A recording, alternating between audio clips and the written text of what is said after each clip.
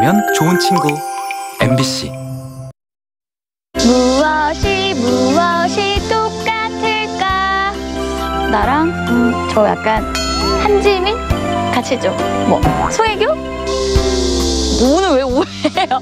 아유, 장난이고요. 오늘 제가 이렇게 노래를 부르면서 시작한 이유는요, 바로 그 지역과 똑같이 닮은 빵을 여러분들에게 소개해드리기 위해서입니다. 근데 이 맛있는 빵이요, 그냥 빵만 있는 게 아니라 거기에 대해서 또 재밌고 또 귀여운 이야기들까지 가득하다고 하니까요, 잘 따라오셔야 돼요.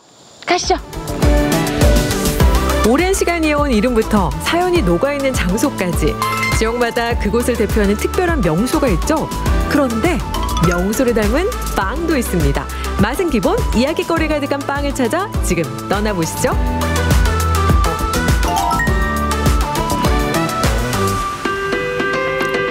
첫 번째로 방문한 곳은 예천 용궁면입니다. 과거 연못이 있었던 곳으로 용이 사는 신비한 마을로 여겨졌는데요. 덕분에 용궁이라는 이름이 붙여진 곳. 작년에는 이 특징을 살려 테마공원이 만들어졌습니다. 테마공원에 오면요, 여러분들 안으로 들어가기 전에 가장 먼저 우리를 반겨주는 것이 있습니다. 짜잔! 이렇게 12해신이 우리를 반겨주고 있는데요. 솔직히 저는 잘 몰랐거든요. 우리 막 쥐, 토끼, 소 이런 거 생각하고 왔다가 잠깐만, 그러고 보니까 해신이네? 하면서 봤더니 막 청새치, 돌문어, 막 농개 다양한 또 12가지의 해신들이 우리를 기다리고 있었네요. 여기 와서 저도 하나 공부해서 가는 것 같아. 몰랐어. 역사적 기록으로만 전해지던 용궁면의 의미를 실제 조형물을 통해 구현한 곳. 파고라 쉼터와 분수대까지 있어 휴식 공간으로도 그만입니다. 자, 또 이쪽으로 오니까요, 환생이라고 미디어 아트 영상관이 있습니다. 또 얼마나 멋진 영상들이 기다리고 있을지 궁금한데요. 빨리 가서 보시죠. 환생. 이자. 와. 용궁이다, 용궁. 5대의 빔으로 만든 디지털 실감 영상 미디어 아트 영상관, 지역 명소와 용을 모티브로 하여 꾸몄습니다.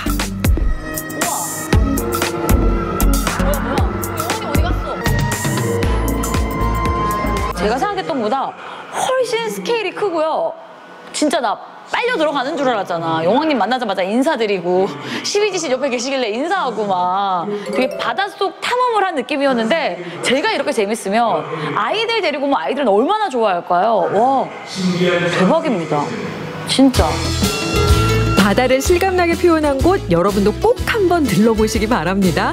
미디어 아트가 즐거웠다면 또 다른 재미를 놓칠 수 없겠죠. 다음 코스, 용궁역으로 가봅니다. 지금 제 뒤에 보이는 곳이 바로 용궁역인데요. 1928년에 문이 열린 곳이라고 합니다. 근데 아직까지도 운행 중인 곳이에요, 여러분. 놀랍죠? 근데 이 용궁역이요, 이렇게 건재하다는 것만으로도 놀라운데 그 안에 들어가면 더 놀라운 것들이 가득하다고 하거든요. 깜짝 놀라실 겁니다. 가시죠.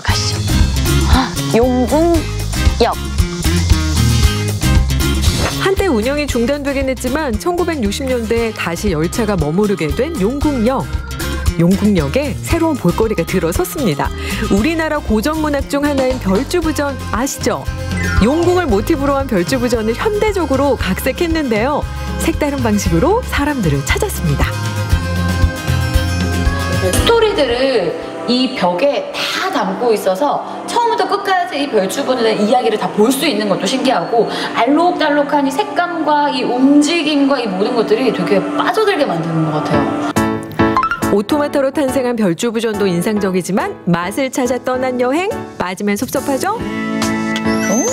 아우 시원하다. 사장님 안녕하세요. 어서오세요. 아니 여기 오면 지역 명소를 딱 담은 빵이 있다고 해서 왔거든요. 맞나요? 네, 맞습니다. 어디 있어요? 도대체 어디 있어? 요겁니다. 이게 토끼 닮은 빵입니다. 오, 토끼. 네, 귀여운 토끼를 닮았습니다. 귀여운 외모로 눈길을 사로잡는 토끼빵 납시오. 상황버섯과 구기자 추출물이 들어가 건강을 잡고 견과류를 넣어 식감을 살렸습니다. 토끼빵. 당근을 안고 있는 토끼라니 진짜 귀엽다. 어떡해. 어머, 팥에 견과류까지 실하게 들은 것 좀 보세요. 어머. 이 안에 들어가는 팥이랑 이런 애들도 다 예천에서 다 키워낸 거라고 하시더라고요. 맛이 없을 수가 없겠다.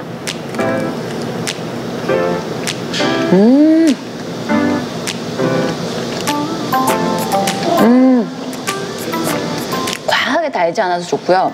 이 팥의 진함과 함께 씹히는 이 견과류의 고소함, 그리고 이 빵의 달콤함이 같이 느껴지니까 이거는 여행 오시면은 하나씩 꼭 드셔보셔야겠다. 일단 예뻐가지고 애들이 너무 좋아할 것 같아요. 용궁역에 위치한 카페답게 토끼빵은 물론 해신차, 용왕님 떡구이 같은 용궁 컨셉의 디저트도 맛볼 수 있습니다. 도끼의 간을 가져오거라. 요런 겁니다. 용왕님의 수염처럼 이렇게 크림을 쫙 묻혀가면서 먹는 게 또 요거의 제맛이라고 하시더라고요. 쉽진 않네, 이게 생각보다. 육지 속 용궁에서 느낀 달콤한 토끼빵이 있다면 이번에 찾아갈 곳은 어딜까요? 관광객의 사랑을 한 몸에 받고 있는 장소 바로 이곳입니다.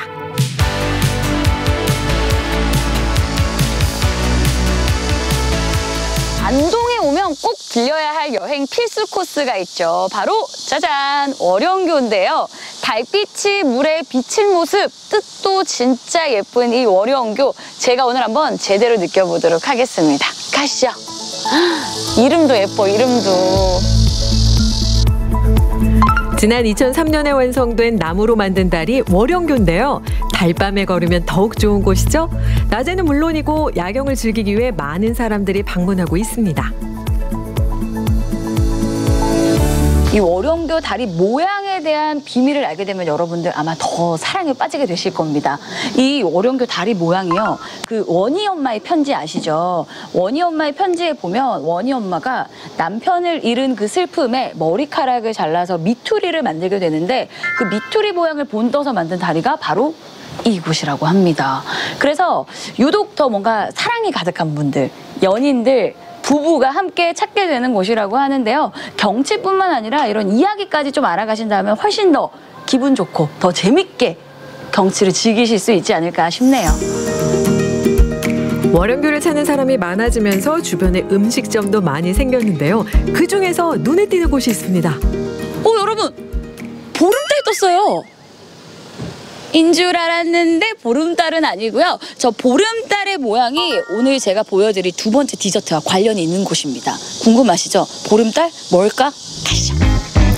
보름달과 관련된 빵이라 어서 소개해 주세요. 안녕하세요. 네, 안녕하세요. 아니 여기 오면은 또 지역을 닮은 특별한 빵이 있다고 해서 왔는데 맞나요? 네, 여기 있습니다. 이렇게 둥근 보름달을 닮은 빵이 여기 있습니다. 월영교의 특징을 살려 만든 빵, 보름달처럼 속도 꽉 차 있는데요. 그 맛 궁금해집니다. 어떻게 이렇게 또 보름달이 떠오를 수밖에 없는 빵을 만드신 건가요? 원래 이제 군인 출신이었어요. 그러다가 이제 전역을 하고 공무원 준비를 했습니다. 하면서 공부가 워낙 힘들고 어려워서 산에 절에 들어갔어요. 그래서 제발 이번에는 합격을 기원하면서 보름달을 보면서 제가 소원을 빌었어요. 꼭 합격을 하게 해달라. 그러고 나서 시험을 치고 나서 제가 제주도로 여행을 갔었는데 여행을 가보니까 거기는 지역 특색마다 빵이 하나씩 있더라고요. 안동에도 이걸 한번 해보면 좋겠다라는 생각을 하고 안동으로 돌아왔는데 안동에 이제 가장 지역의 명소인 월영교, 또 월영교가 달월자를 쓰고 있고 제 이름이 김달년이에요. 그래서 인연이네. 네, 그래서 한번 하면은 좋을 것 같다라는 생각에 이제 둥근 보름달 모양에다가 안에는 이제 안동에서 생산되는 이제 원재료들을 사용을 해서 이렇게 크림빵을 한번 만들어봤습니다. 사람들이 소원을 빌 때 보름달을 찾는 것처럼 맛 좋은 빵을 원할 땐 달 모양 빵을 찾으세요. 이런저런 마음을 담아 여러 가지 맛으로 탄생했습니다. 보름달을 닮은 크림빵이 준비가 되어 있는데 종류가 되게 많아요. 네, 5가지가 있고요. 앞에서부터 설명드리자면 녹차 크림빵, 팥 크림빵, 흑임자 크림빵, 요거트 크림빵, 딸기 크림빵 이렇게 5종류가 있습니다. 야, 근데 저도 이러면 어렵거든요. 도대체 이 맛있는 5가지 중에 뭘부터 먹어야 되나? 뭐가 제일 맛있나? 추천을 해주신다면? 제가 추천드리자면 흑임자 크림빵이랑 딸기 크림빵이 가장 맛있다고 생각합니다. 흑임자랑 딸기. 와, 크림이 진짜 잔뜩 들어있어요. 한번 먹어보도록 하겠습니다.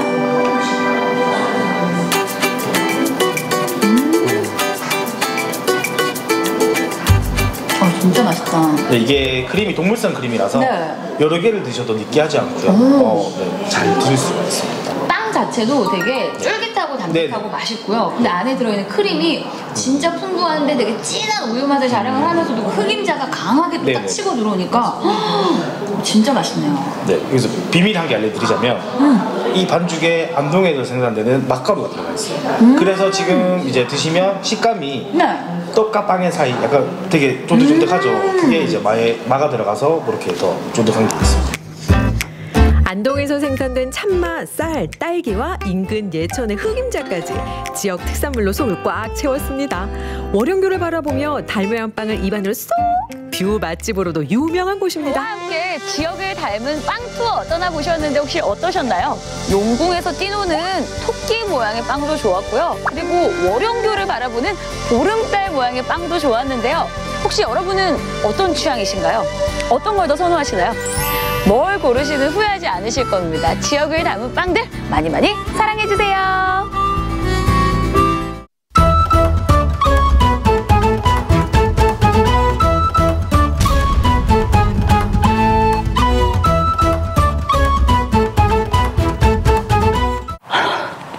빨리 화장해야 되는데, 촬영 가야 되는데, 빨리.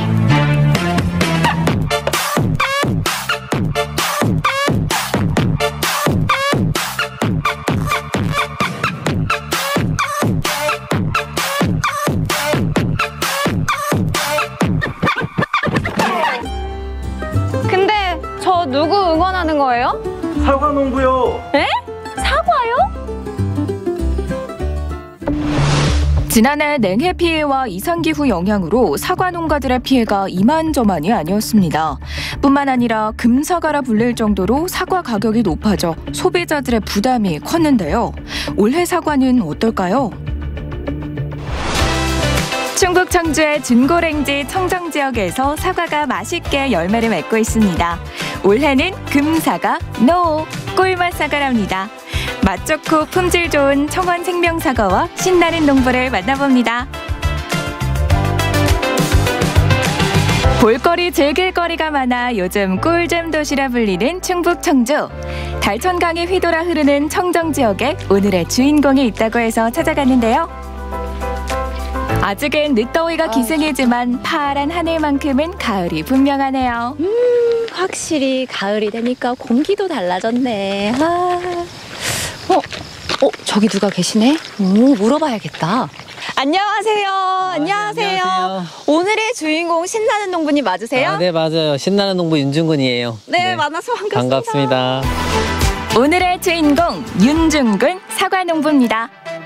제가 단도직입적으로 물어볼게요. 네. 올해 사과 농사 어떤가요? 잘 됐나요? 아, 그 사과 농사 잘 되는지 한번 평가해 주실래요? 한번 먹어봐요. 사과 제가 먹어봐도 돼요? 네, 먹어도 진짜 네. 한 입에 싹 물어봐도 돼요? 네, 오늘 딴 거예요. 농부님이 건넨 사과를 한 입 베어 먹으니 어때요? 너무 잘 되잖아요. 아, 진짜요? 와, 과즙이 이렇게 흘러 넘친다. 너무 맛있는데요? 아, 진짜요? 너무 잘 되는데 올해 아, 그쵸. 올해 농사 한번 잘 됐는지 한번 사과 따면서 한번 확인해 볼래요? 따면서 확인해야 네, 돼요? 그래요. 먹으면서 확인하면 안 돼요? 따면서 먹어도 돼요. 수진 리포터, 오늘은 사과농부로 변신. 다양한 품종의 사과 가운데 오늘 수확할 사과는 바로 홍로 사과인데요. 아삭한 식감과 강한 단맛이 특징인 사과랍니다. 농부님, 네. 지금 뭐 해야 돼요? 아, 저희가 사과 따기 전에 사과가 빨갛게 되려면 잎을 따줘야 돼요. 잎 따는 걸 먼저 가르쳐 줄게요. 사과 잎따기요? 네. 그거 왜 하는 거예요? 이 사과가 잎이 이렇게 가려지면 잎이 이렇게 가렸잖아요. 네. 그죠? 가려진 부위는 색이 여기 딱 잎을 제거하니까 확연하게 드러나네요. 그렇죠. 그래서 잎을 허옇게. 이렇게 딱 따줘야 돼요. 그러면 햇빛이 착 들어가서 여기 또 같이 빨개지는 거예요. 좋은 사과를 결정하는 것은 맛과 색인데요. 탐스러운 사과를 얻기 위해선 일일이 잎따기 작업을 해줘야 한답니다. 햇볕을 골고루 받아야 예뻐지니까요. 이 정도는 좀 보이겠죠. 저는 뭐 사과 농사 지은 지 이제 올해로 15년 차에 접어들었습니다. 사과 농사를 시작한 계기는 그 아버지께서 인삼 농사를 지으셨는데 인삼에서 사과로 전향하는 과정에서 어려움이 좀 있으셔갖고 네, 그걸 한번 대신 해보라는 그런 제안 하에 이렇게 사과 농사를 시작하게 되었습니다. 아버지의 권유로 시작한 사과 농사. 하지만 초보 농사꾼에겐 사과 농사가 쉽지만은 않았습니다. 최선을 다해서 열심히 사과나무를 키웠지만 절반의 사과나무가 죽는 등 다양한 시행착오를 겪었다네요. 아, 진짜 너무 끔찍해요. 그래서 가끔은 봄에 나무들이 죽을까봐 지금도 조금씩 그 트라우마에서 못 벗어났는지 좀씩 떨려요. 동네 아저씨께서 저한테 진짜 일침을 한번 날려주셨는데 아버지 바짓가랑이나 붙잡고 살아라 이런 말씀을 하셨어요.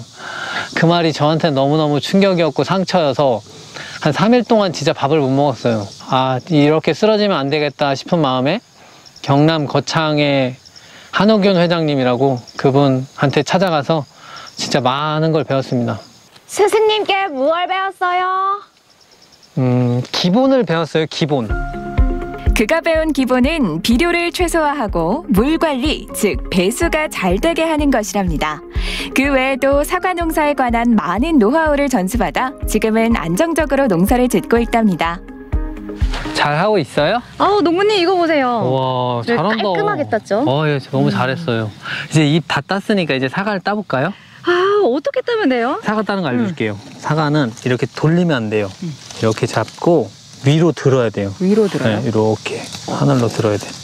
이렇게. 조심스럽게 사과를 수확해봅니다. 잘 익은 사과만을 눈으로 확인해서 가지가 다치지 않도록 조심조심 손으로 사과를 수확하는데요. 그런데 아직 늦더위가 한창이라 고생이 이만저만이 아니네요. 수진 씨, 많이 더워요? 많이 힘들어요? 그렇다면 방금 수확한 사과로 몸과 마음을 충전해봅니다. 와, 방금 따서 그런지 진짜 달다. 더 단데요, 진짜? 진짜 제가 재배했지만 진짜 맛있긴 하네요. 청주시 대표 청정 지역인 미원면이 주산지로 일교차가 큰 준고냉지에서 재배되어 맛과 향이 뛰어나고 조직이 치밀합니다. 또한 저장성이 우수하고 당도가 높아 소비자들로부터 많은 사랑을 받고 있습니다. 청주시에서는 청원생명 사과의 품질 고급화와 브랜드 경쟁력 강화를 위해 고품질 생산자재 지원 등 다양한 행재정적 지원을 적극 추진하고 있습니다. 사과가 자라기에 좋은 지리적 이점도 있지만 사과에 대해 끊임없이 연구하고 노력하는 농부, 그리고 지자체의 지원을 통해 더 맛있어진 청원 생명사과. 금사과 아닙니다. 꿀맛 사과입니다. 신나는 농부가 정성껏 재배한 사과를 소비자들이 맛볼 수 있으려면 이곳을 거쳐야 하는데요. 바로 선별장입니다. 농부님, 사과 선별 과정은 어떻게 이루어지는 거예요? 저희가 밭에서 사과를 따오면은 이제 사과를 크기대로 나눠줘야 되잖아요. 그래서 여기 있는 선별기로 이제 사과가 이제 중량에 맞게끔 이제 무게대로 크기대로 이렇게 떨어지는 거예요. 그걸 우리는 사과 박스에 담아서 이제 포장해서 이제 소비자들한테 나가는 거죠. 방금 수확한 사과를 박스채로 선별기 위에 올립니다. 와, 수진 씨 오늘 일 진짜 많이 했네요. 오, 너무 많다. 사과는 자동 선별기 위에서 무게와 크기별로 자동 분류되는데요. 분류된 사과는 정성껏 포장이 됩니다. 옷이 날개, 아니 포장이 날개인가요? 사과가 더 탐스럽게 보이네요. 부모님은 사과를 1년 내내 사과만 재배하고 계신 거예요? 아니요, 저는 사과도 재배하지만 올해는 또 자두도 수확해서 이제 판매하고 있습니다. 자두도 있어요? 네, 자두도 있어요. 자두 너무 좋아요. 아, 진짜요? 신나는 농부는 품목 다양화를 위해 올해 처음으로 자두 농사를 시작했다는데요. 탐스럽게 열매를 맺어 수확이 끝나고 이제 소비자들을 만날 일만 남았습니다. 맛있겠다. 바짝바짝거린다. 그렇다면 자두 맛은 어떨까요? 이거 맛있는데요, 진짜? 맛있죠? 오늘 사과도 맛있고 자두도 맛있고 도대체 비결이 뭐예요? 이게 밤낮 없이 사과밭, 자두밭에만 살다 보니까 이 자두랑 사과가 이렇게 맛있는 것 같아요. 사과도 자두도 다 농부의 발자국 소리를 듣고 큰답니다. 부지런한 농부가 맛있는 사과를 얻고요. 덕분에 우리의 입이 호강할 수 있는 거겠죠? 사과 농민들 저 사과 하나 빨갛게 만들려고 잎도 따주고 그 뜨거운 반사필름도 이 더위에 그런 작업까지도 하면서 사과의 품질을 어떻게든 높여보려고 노력 중입니다. 혹여나 소비자분들한테 간 사과가 좀 마음에 안 드시거나 좀 상품성이 좀 떨어진다 하더라도 우리 농민들의 피와 땀이 서린 이 사과 그 고통 속에서 잘 자라온 사과라고 생각하셔서 맛있게 드셨으면 하는 바람입니다. 오늘은 청주 미원면에서 맛있는 사과를 재배하고 있는 신나는 농부를 만나봤습니다. 꿀잼 청주의 꿀맛 사과! 가을은 수확의 계절, 다양한 농작물이 결실을 맺고 있는데요. 사과도 맛이 있게 익어가고 있습니다. 올해는 금사과라는 표현 말고 꿀맛 사과라는 말이 널리 퍼졌으면 좋겠네요.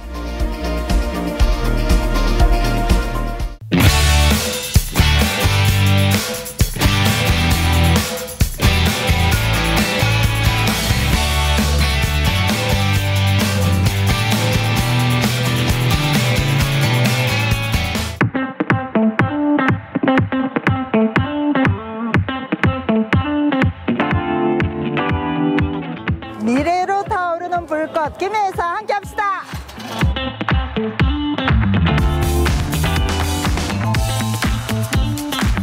우주에서 우주로 화합의 불꽃 화이팅!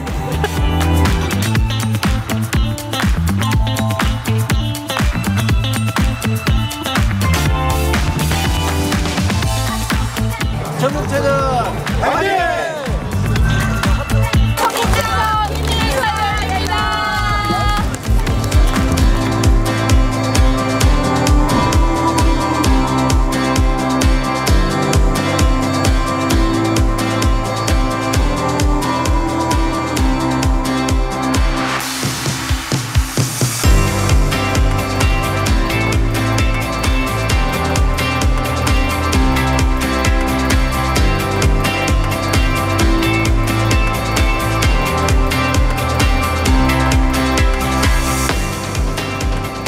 김해 종합운동장은 지하 5층에서 지상 3층까지의 총 8층의 구조로 되어 있어 공간 활용이 뛰어나고 가야시대의 전설을 간직한 상어 문양의 지붕이 운동장을 감싸한 형태로 조형미가 뛰어나며 지하 4, 5층에 김해 시립미술관이 위치하여 문화와 체육이 함께 어우러지는 김해시의 명소가 될 것입니다.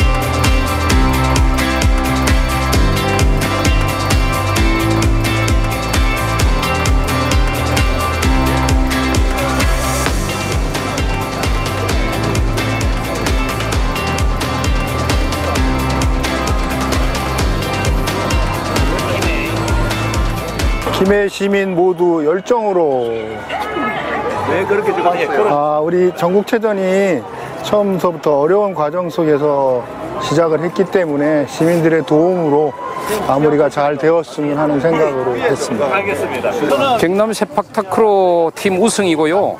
제105회 전국체육대회 경남 개최를 성공적으로 개최되기를 기원드립니다. 어떻게든 있는 힘 다 내서 그래도 전국적으로 김해가 제일 좀 잘 이뤄냈으면 좋겠습니다. 힘내자 김해. 우리 경남에서 14년 만에 개최되는 전국체육대회 준비 과정이 이미 이제 다 끝이 났습니다. 이번 전국체전 기간 동안에 우리 김해에서는 동아시아 문화도시의 폐막식과 또 가야문화축제 등 체육 행사뿐만 아니고 문화 행사가 함께 아우러진 볼거리, 즐길거리가 많이 준비되고 있습니다. 우리 국민 여러분들께서 또 김해 시민들께서 많은 관심과 참여를 부탁을 드리겠습니다.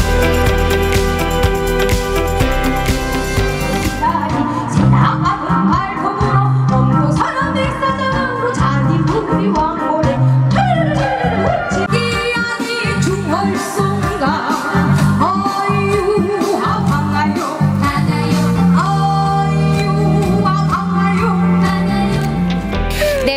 제5회 전국체전 성공 개최를 기원하면서 저희 표정국악 신비도 함께 기원하겠습니다. 꼭 성공하세요.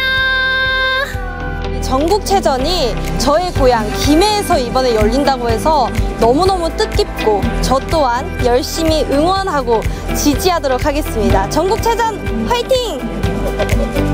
전국체전 성공 개최를 기원합니다. 여러분들 화이팅! 꺼지지 않는 열정, 화합의 경남, 모두의 성공 응원하는 김에 시작하겠습니다.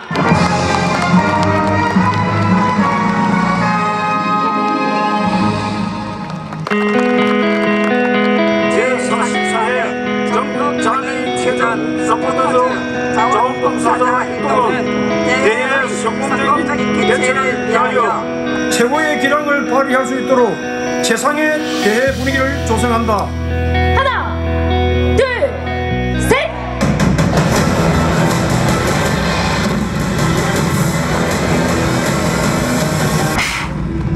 네, 김해 시민과 경남 도민의 마음을 담아 승부와 경쟁을 넘은 번영과 화합의 시간이 펼쳐지겠습니다. 여러분 다시 한번 뜨거운 박수로 함께 해주십시오. 네, 그럼 하나, 둘, 셋 하면 셋과 동시에 식수하겠습니다.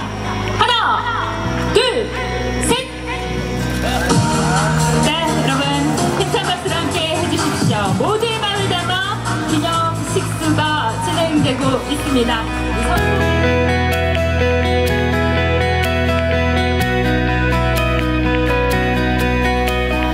제105회 전국체전 및 제44회 장애인 체전 개막을 한 달 앞둔 바로 이곳에서 모든 응원의 메시지와 또 화합의 의미를 나누는 또 메시지를 전달하는 그런 리본 메달기 함께 이어지겠는데요. 함께 어우러지고 있습니다. 네, 오늘 이 자리를 위해 노력해주신 모든 우리 내빈 여러분들과 시민 여러분들의 마음이 모인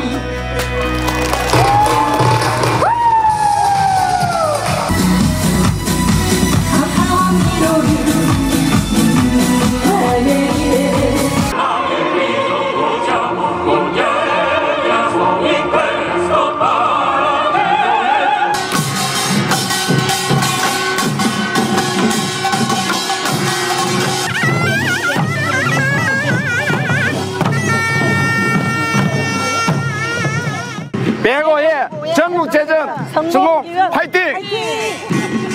여러분, 배고의 김해에서 전국체전이 열립니다.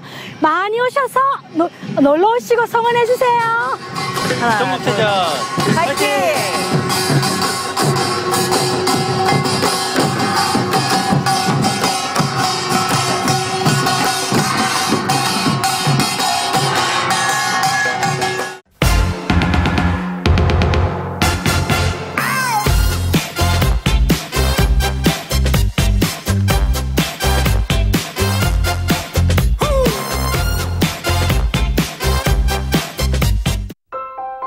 자연 위에서 자연으로 자연을 표현하는 금강 자연미술 비엔날레.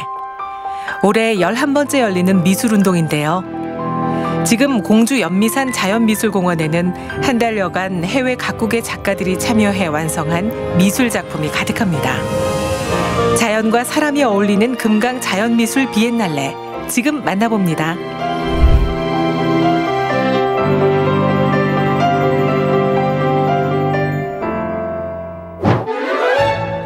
공주 연미산은 자연미술로 특화된 국내 유일의 친환경 생태미술공원입니다. 지금 11번째 금강 자연미술 비엔날레가 열리고 있는데요. 이번 비엔날레의 주제는 숲속의 은신처 2. 저마다의 상상력과 표현력으로 완성된 작품들을 숲속 곳곳에서 만날 수 있죠. 우리나라는 물론 스페인과 몽골, 태국 등 해외 각국에서 16명의 작가가 참여해 한 달 동안 설치 작업을 했습니다. 푸른 숲속에 머물 수 있는 공간을 만들고 그 안에서 자연의 소중함을 생각하게 하는데요. 이것이 바로 자연미술의 소중한 가치입니다. 숲속의 은신처는 2018년에 첫 전시를 진행을 했었는데요. 이 숲속에 이제 쉘터를 제작해서 설치하는 그런 프로젝트성 전시입니다. 이 쉘터는 설치 작품들과 다른 점이 있다면 그 안에 공간이 있다는 점이에요. 그래서 공간이 있기 때문에 기존에 우리가 눈으로만 작품을 감상하는 그런 감상법과 달리 우리가 직접 한 걸음 더 작품 앞에 다가가서 그 작품 안으로 들어가 볼 수 있고요. 또 그 작품 안에서 오히려 작품을 통해서 주변의 자연 풍광을 감상할 수 있다는 독특한 특징을 가지고 있습니다. 또 이 생태계 안에서 우리에게 정말 필요한 생태적 공간은 어떤 것인지 이제 생각도 해보고 또 반성을 하는 그런 취지로 또 이번 전시를 열게 되었습니다. 특히 눈에 띄는 작품 하나. 커다란 새가 날개짓을 하며 둥지를 품고 있는 것 같은데요. 스페인 작가 조르디가 새의 둥지를 표현한 작품입니다. 이 작가가 저희 쉘터라는 개념에 먼저 접근을 했을 때 보호와 보살핌이라는 마치 부모가 자식에 대한 그런 한없는 사랑 같은, 그리고 또 자식에 대한 애정과 보살핌을 초점을 둬서 마치 어미새가 아기 새를 돌보는 듯한 형상으로 작업을 했고요. 그 안에 둥지처럼 표현된 그 공간이 있는데 그 안에 서서 마치 이제 보호받는 그런 안전한 느낌을 같이 얻으실 수 있는 작품입니다. 대나무를 쪼개고 엮어서 숲속의 안식처를 표현했는데요. 부모의 사랑과 보살핌, 그 깊은 본질이 잘 느껴지는 작품입니다. 그런가 하면 푸르른 숲과는 조금 이질적인 작품이 눈길을 끕니다. 연미산 숲속에 나타난 소. 우리나라 박인진 작가의 작품인데요. 현재 작업 중인 동물 시리즈 중 하나로 자연과 인간의 불안한 공존을 표현하고 있습니다. 제가 하는 작업 스타일은 사라졌던 그 자리에는 분명히 뭔가가 생긴다고 생각합니다. 그래서 예를 들자면은 다양하지만 뭐 이렇게 산속에 있던 오두막이 쓰러져 있으면 그 오두막에 쓰러졌던 그 파편을 가지고 다시 또 새로운 형태를 만들고, 그 다음에 사람들이 이렇게 자연에서 가져갔던 것들을 다시 이렇게 자기들이 사용하기 위해서 뭔가 사용했던 것들을 버려놓은 상태를 다시 가져와서 원래 있는 장소에 가져다 놓고 뭔가 또 다른 형태를 만들거나 표현하는 어떤 그런 식의 작업들을 하고 있습니다. 화려한 패턴의 옷을 입은 채 유유히 풀을 뜯고 있는 소. 이 소는 계속 변화하는 문명과 사람을 표현하고 있습니다. 은신처라는 자체가 숨는다는 뜻이잖아요. 몸을 숨기고 보호하고 이렇게 한다는 뜻인데, 지금 제 작업을 보시면은 아시겠지만 눈에 확 띄죠. 이 숲에서 이 동물들이 편안하고 아니면은 무서운 곳에서 자기 몸을 숨겨야 되는데도 불구하고 너무나 적나라하게 드러나고 있거든요. 이게 이제 이 환경으로 인해서 이 친구들이 사라졌던 걸 제가 원래 있는 장소에 이렇게 데려다 놓는 이 상황 자체를 사람들한테 설명하고 싶은, 환경의 어떤 그런 잘못된 거라든지 지금 현 상황에 대한 어떤 그런 부분들을 설명하고 싶어서 이렇게 작업을 하게 됐습니다. 연미산 자연미술공원 한편에는 실내 전시장도 마련돼 있습니다. 36개국에서 210팀이 참여한 자연미술 큐브전이 열리고 있는데요. 참여 작가들은 12cm의 정육면체에 저마다의 생각과 표현 방식을 담았습니다. 정해진 그 일정한 규격은 있는데 그 규격에 대해서 이제 다들 자연이나 생태 환경에 대해서 얘기했을 때 각자가 생각하는 바는 다 다르거든요. 그거에 대한 어떤 경각심을 얘기할 수도 있고 그 아름다운 자연을 찬양할 수도 있고, 그런 저마다 각자 작가들이 가진 생각들이 있는데 그런 생각들을 일단은 같은 형태로 표현을 했다는 게 일단은 첫 번째 포인트가 될 것 같고요. 두 번째는 그 같은 형태 안에서 다양한 재료가 사용이 되고 또 그 담긴 메시지가 다르다는 게 또 두 번째 포인트가 될 것 같습니다. 200여 개의 큐브들은 모두 다른 기억과 특별한 메시지를 담고 있습니다. 다 특별하기는 한데요. 두 가지 작품을 좀 소개를 드리고 싶은데 폴란드의 안나 슬라빈스카라는 작가의 작품인데요. 플라스틱을 생산하면서 그런 산업화의 영향으로 또 인간의 그런 이기에 지배받고 또 갇혀진 그런 연약한 자연을 표현을 했습니다. 이런 자연을 우리가 후대까지 이어가려면 소중하게 돌보아야 된다고 오히려 그걸 선물로 포장을 해서 우리에게 다시금 기억하자는 의미로 기념물이라는 명명하에 작품을 만든 거고요. 두 번째 작품은 그리스 작가인데요. 소울라 페트로라는 작가의 여우는 산불에서 살아남았다라는 제목의 작품입니다. 이 작가는 그리스에서 큰 산불을 겪었습니다. 그래서 그 산불을 통해서 도망쳐 나온 여우를 구출해서 이제 그 여우 한 마리를 살렸는데요. 비록 여우는 살아났지만 그 산불을 통해서 다 황폐하게 된 그런 자신의 어떤 소유물, 집과 그런 추억들을 기억하기 위해서 이 큐브를 만들었다고 해요. 작가는 개인적인 이야기를 담고 있지만 또 다른 면에서는 그런 자연에 대한 우리의 무관심과 그런 이기로 인해서 이런 우리가 다시금 비극을 겪었다는 것도 같이 말하고자 하고 있습니다. 수많은 기억 중에 작은 파편 같은 큐브. 그 안에는 우리들의 소중한 기억과 경험들이 담겨 있는데요. 그중 하나를 열어보는 기획전입니다.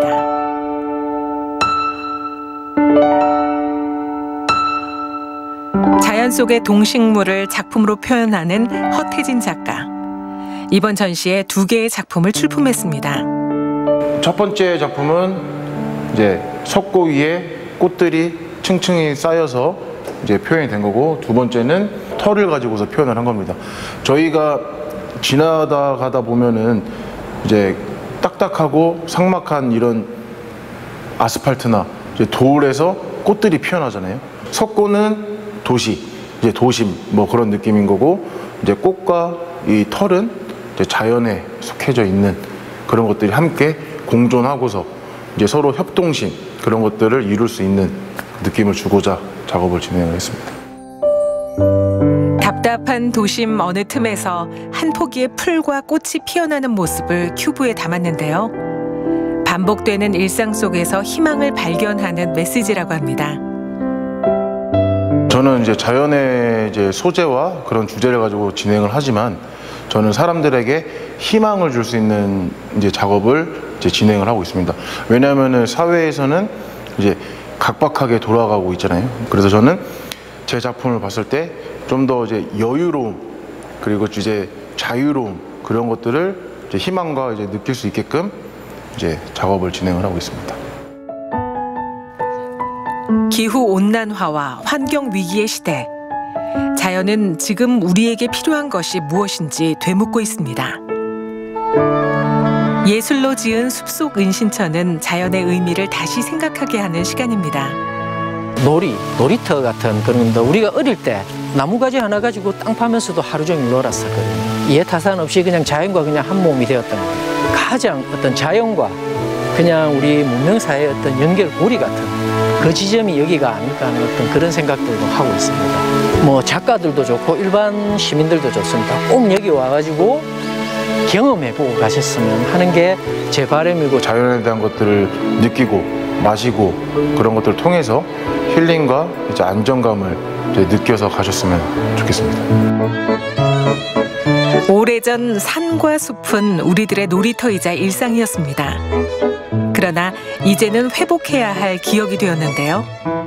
올가을 행복한 추억을 떠올리고 싶은 날, 공주 연미산 자연미술공원에서 그 기억을 만나보시면 어떨까요? 숲속 은신처로 표현된 작품을 통해 자연의 소중함을 돌아보시기 바랍니다.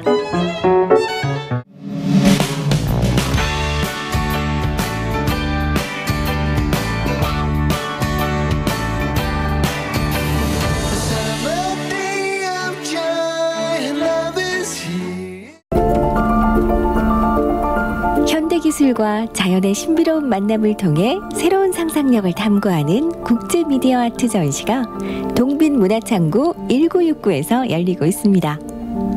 신기한 과학기술과 신비한 자연의 만남 하이퍼네이처. 디지털 아트와 자연의 만남 전시로 여러분을 초대합니다.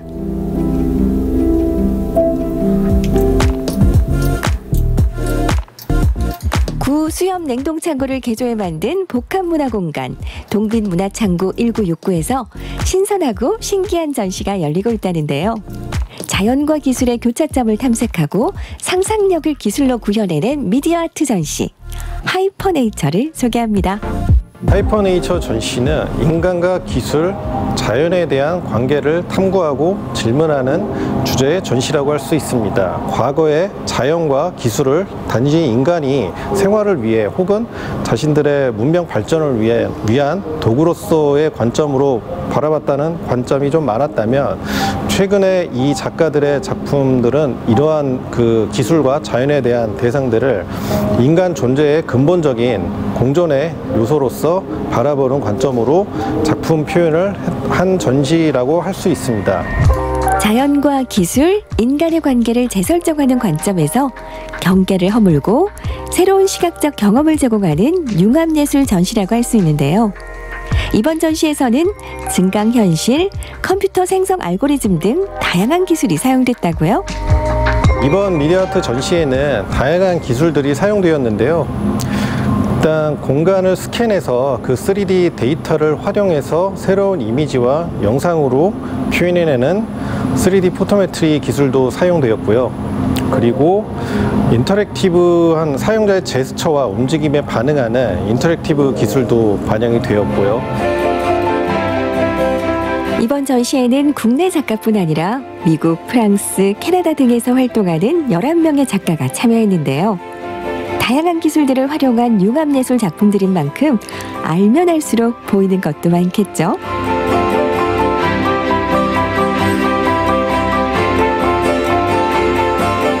하이퍼네이처 전시의 주요 작품들을 미리 만나볼까요? 지금 보시고 있는 작품은 미국의 데이빗 보웬이라는 작가가 만드신 작품입니다. 지금 두 개의 작품을 보시고 있는데요. 바닥에 깔린 지금 이 작품은 더 저니라는 이름의 작품이고요. 이건 작가가 실제로 배를 타고 태평양을 횡단하고 있을 때 그 태평양 밑바닥에 지형을 초음파로 추적을 해서 트래킹해서 추적한 그 지축 데이터를 바탕으로 3D 프린팅을 통해서 다시 이렇게 깎아낸 그런 작업이고요. 뒤에 보이시는 비닐백이 이렇게 하늘하늘 춤추는 듯한 모습의 작품은 더 와일드 온 이스라는 이름의 작품인데요. 측면에서 보시면은 마치 해수면이 찰랑찰랑 파도치는 듯한 모습으로 보실 수가 있습니다. 실제로 그 해수면이 파도치는 그 지축의 데이터를 스캐닝한 데이터 값을 통해서 해수면의 찰랑이는 파도의 그 모습을 형상화한 작품입니다. 지금 보시는 이와쿠라라는 작품은 튀르키예 출신의 알리 무하메트 드미렐이라는 유명한 비주얼 아티스트와 카주야 나가야라는 유명한 사운드 아티스트, 일본의 사운드 아티스트가 합작으로 진행한 프로젝트입니다. 이 작품의 주된 주제는 인간과 자연의 본질적인 연결성, 관계에 대한 질문과 탐구를 하는 작품이라고 볼 수 있고요. 또 실제로 작품을 보시면 아시겠지만 이 비주얼 아티스트가 그려내는 자연의 엄청나게 아름답고 디테일한 패턴과 묘사를 함께 확인해 보실 수 있습니다.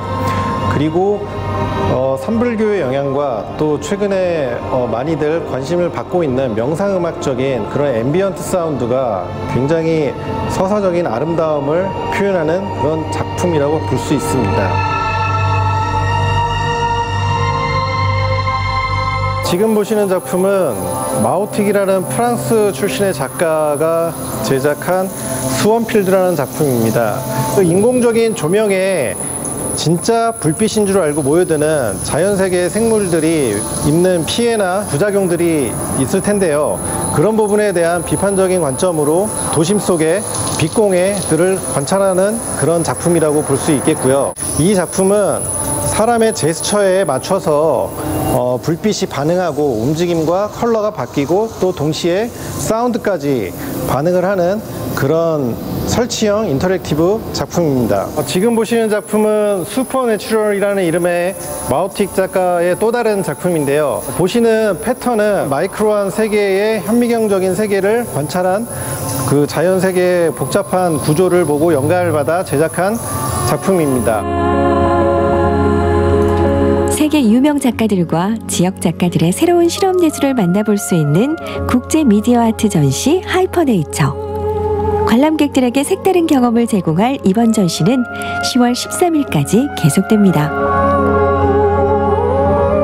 관람객들이 이번 전시를 통해서 작품 속에 담겨져 있는 깊은 의미나 또 그 각각의 작품들이 가지고 있는 고유한 개성과 또 이미지, 또 특성들이 제각각 특출나기 때문에 어떤 작품은 유독 좋아하실 수도 있고 어떤 작품은 또 그렇지 않으실 수도 있겠지만 각각의 작품이 가지고 있는 그런 다양한 매력과 즐거움을 모두 다 느끼셨으면 좋겠습니다.